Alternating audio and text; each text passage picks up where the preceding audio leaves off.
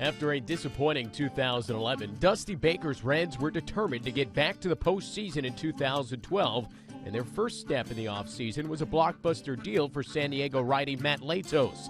They also signed closer Ryan Madson to a one-year deal, but Madson tore a ligament in his elbow and would not pitch in 2012. Despite a strengthened starting rotation, Cincinnati began the year playing just .500 ball over the first month of the season, not really hitting their stride until May, when they reeled off a 6-game winning streak powered by their all-star first baseman, Joey Votto.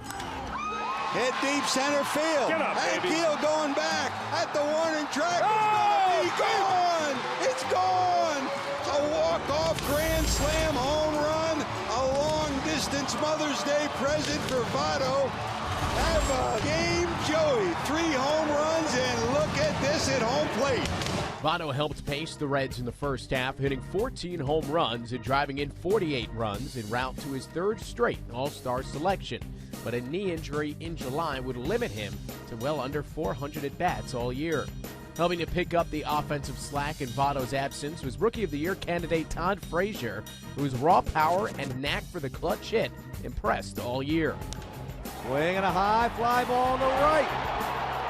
To the wall.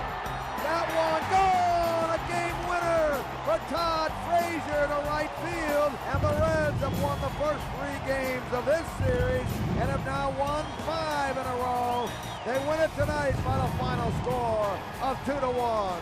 Aided by Frazier and the continued emergence of superstar Jay Bruce, the Reds followed their 6-game winning streak in May with another in June, which saw them climb 11 games over 500. Bruce hit over 30 home runs and drove in over 90 runs for the 2nd straight year, solidifying the middle of the lineup. Here's a long drive right field, and that is a big insurance run.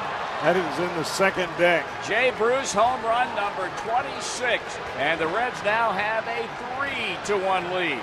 Helping protect Bruce in 2012 was a resurgent Ryan Ludwig, who hit over 25 homers and drove in over 75 runs, as well as dynamic second baseman Brandon Phillips, who agreed to a 6-year contract early in the season and showed no signs of added pressure, knocking in over 70 runs and playing Gold Glove caliber defense. Phillips, Cozart, oh my goodness! Beginning with a Gold Glove winning second baseman who seems to turn them in every day or night of the week. Phillips to the glove side on a knee and got it. Every night, man, every night it's Brandon Phillips. The Reds pitching staff was a beneficiary of Phillips' glove in 2012, but they did it on their own as well. Cincinnati's starting rotation boasted 4 double-digit winners, led by Cy Young candidate Johnny Cueto. Cueto reached 10 wins just before the All-Star break, vied for the league lead in wins, and pitched to a sub-3 ERA all year long. 0-2 pitch, inning over. So impressive in the 7th is Cueto. Homer Bailey, Bronson Arroyo, and offseason acquisition Matt Latos all had winning records in 2012, and 5th starter Mike Leake ate up innings and continued to make progress.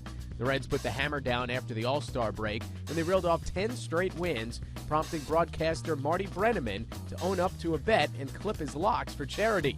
They would finish the month as season best 19-7, though their lead in the Central was just 3 games over the Pirates. If the starting pitching was solid in 2012, the bullpen one-upped them with a reliable group that included Sean Marshall, Jose Arredondo, and after the trade deadline, Jonathan Broxton. But the star of the show was dominant Cuban flamethrower Aroldis Chapman. 0-2 the count. Pirates down to their final strike. The big left-hander deals. Swing and a miss. 101 miles an hour to strike him out. And this one belongs to the Reds. Chapman did not start the season as the closer, but won the job in May and was virtually untouchable with an ERA well under 2 and an outrageous strikeout-to-walk ratio. Over a 23-game stretch from June 26th to August 17th, he gave up just 9 hits and no runs while striking out 45 and 22 2/3 innings, putting himself in the Cy Young conversation. Chapman also set a club record, converting an eventual 27 straight save opportunities. And this is a check swing bouncer back to Chapman. With time, he throws to Frazier, and this one belongs to the Reds.